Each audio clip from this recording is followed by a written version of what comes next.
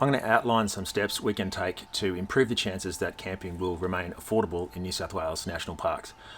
Fairly recently, National Parks released a proposal that suggested campground fee increases and also massively expanding the amount of campgrounds that would, for the first time ever, have camping fees. And I've certainly objected to that, made some reels about it. They got a lot of traction, ended up in the news, and even recently in state parliament they mentioned my name because of the amount of people who've kind of got behind this idea that we don't really want this. I want to do a particular shout out to Outback Mike, who I think has helped generate over 23,000 submissions in relation to this. This is important. And whilst the submissions for this survey have now closed and the government has heard to some extent what we think, I think it's important that we go a step further.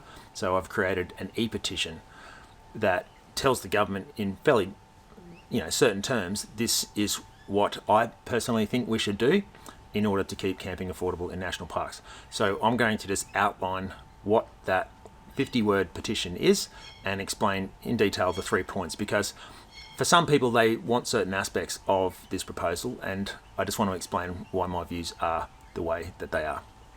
So the petition is called Keep Camping Affordable for All Australians in New South Wales National Parks.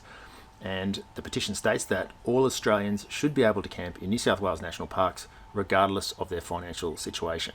The petitioners request that the House calls on the New South Wales Government to fund national parks adequately rather than relying on new end user fees. So this is the first point. Basically in Australia we pay income tax, and those taxes have previously allowed us access to the majority of New South Wales campgrounds for free. Now, when COVID came in, there was a booking system that was introduced to manage an infectious disease, and I'll talk about some of the issues with that booking system shortly. But that booking fee that you currently pay now of $6 doesn't go towards a campground, it just pays for the website. So, most of the campgrounds have been free, and that has come from our income tax. Now, I think it is a fairer system to tax people once at income tax time for 2 reasons. First, it is fairer. It's means tested. People who are struggling on the breadline don't have to contribute as much through the tax system as someone who's on $500,000 a year. It is fairer. The second point is it is also much more efficient for government to tax us once fairly by a department that is optimised to retrieve revenue than for each individual department to create its own revenue raising scheme. So for New South Wales National Parks, if it's not being funded properly, to have to go out and bring its own money in means that it has to create all these policies, all this wasted effort just creating those policies, and then it has to direct, I would say, the majority of the efforts of its rangers to go and collect that money. We already have a system for that. Rangers should be able to range, to contribute to the park, public education, all of the things that they signed up to do. They shouldn't be campground attendants with a compliance task as one of their main roles. It's always bothered me since I was a little kid that you drive into Ecological National Park and you see park rangers sitting in a booth doing nothing more than collect money. They collect a lot of money, but their wages are doing nothing. They're just sitting in a booth collecting money. It's inefficient. So there's the 2 reasons. 1, it's fairer, and 2, it is more efficient to collect the money once at income tax time. Right, second point, to remove the booking system for campgrounds that did not have one before COVID. So I think somewhere between 50 and 70% of New South Wales campgrounds did not have a booking system before COVID, and they were free. You just rocked up, first in, first served. And in my lifetime, I can't remember, maybe once I got to a campsite and I had to move on to the next campsite. That's okay. It's not the end of the world. And the campgrounds were generally not that full because really the actual number of people wanting to camp in a place wasn't that high.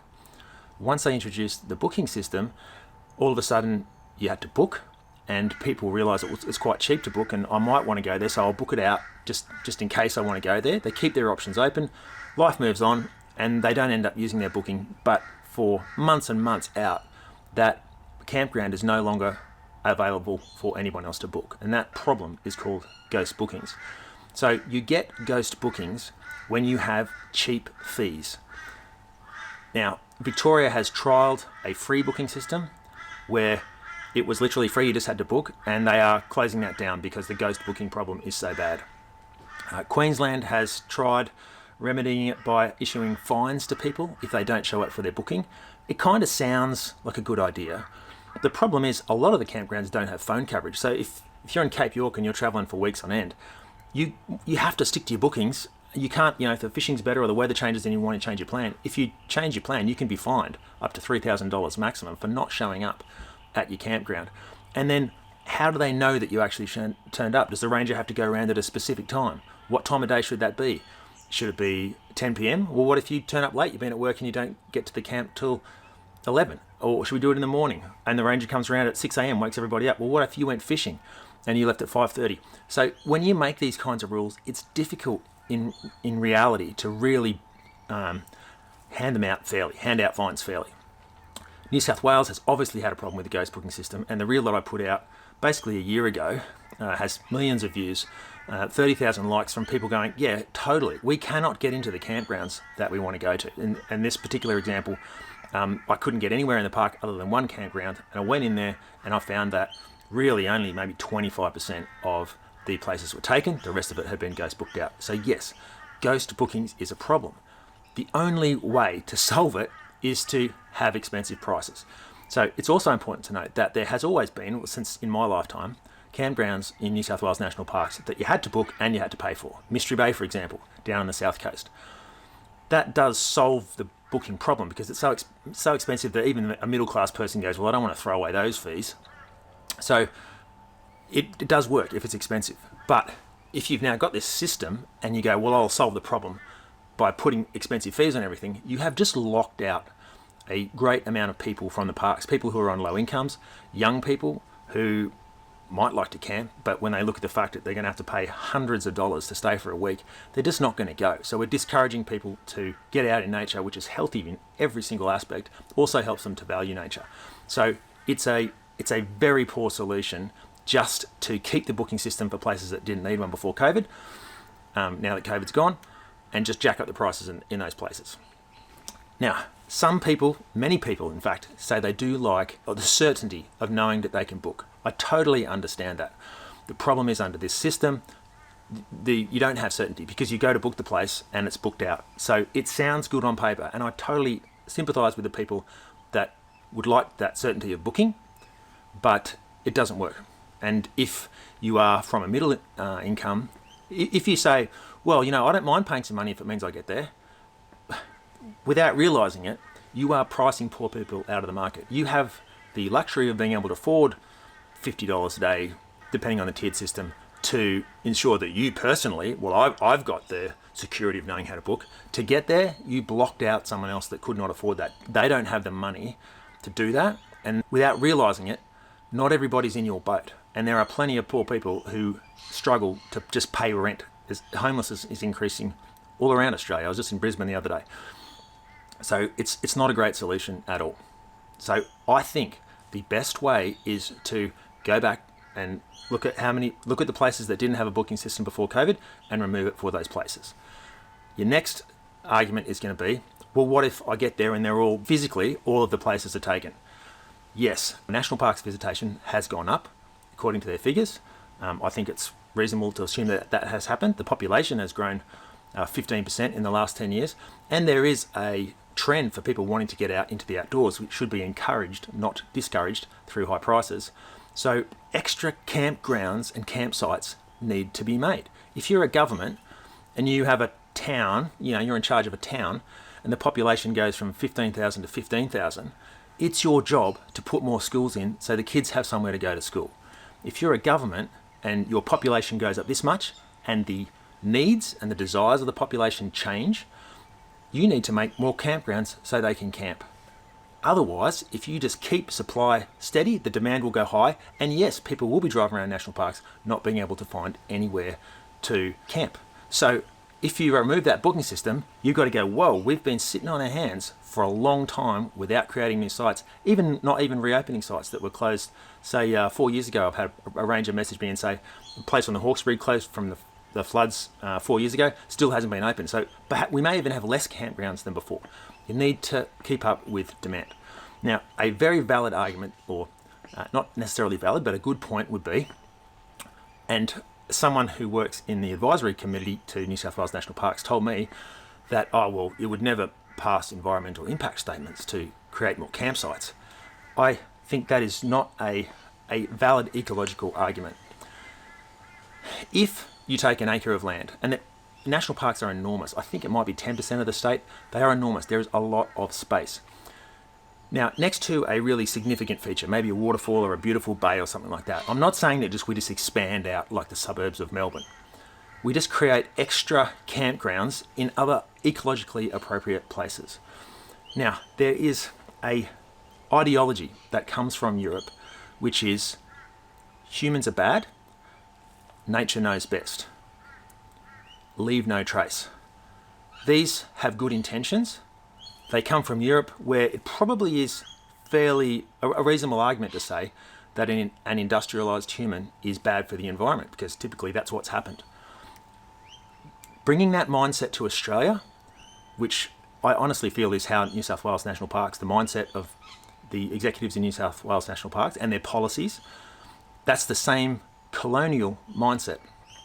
Because if you understand the ecology of Australia before Europeans arrived, and what did it look like? Well, Captain Cook, Charles Darwin, who we visited in 1836, described New South Wales as being mostly very little undergrowth, trees widely spaced, with thin pasture covering the ground, lots of animals.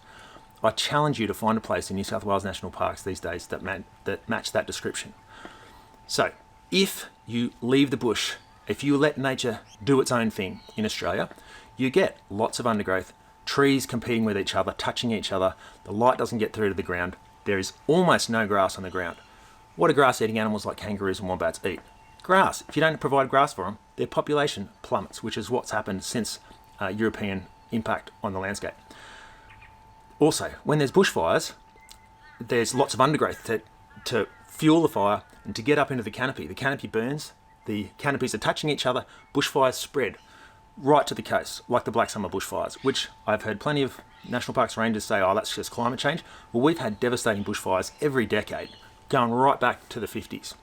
Black Saturday, Ash Wednesday. They ran out of days. They kept starting to repeat them, okay? It's not just climate change that's causing severe bushfires. It's the nature knows best attitude, which has good intentions, but it is ignorant of the way Aboriginal people manage the land, and they did it in a much better way. So getting back to the campgrounds, if you even artificially just remove that undergrowth, reduce the tree density slightly, allow the light in, grass will grow. That's where people can camp, on the grass. And when the people aren't camping, the wombats, the grass eaters are in there, the birds, it's dual use space. That is what Aboriginal people did. So that acre of land that you have cleared out a little bit now has more grass, and you're going to find the animals coming in, because the other mismanaged or zero management areas of the park don't have any grass in the ground. And this place is also a safer refuge if there is a bushfire. So to say that it wouldn't pass environmental impact standards is based on a flawed, outdated colonial view of how Australia should look. I know it's a bit of a rant, but it's really important that national parks understand this. Queensland National Parks and Wildlife Service understand it.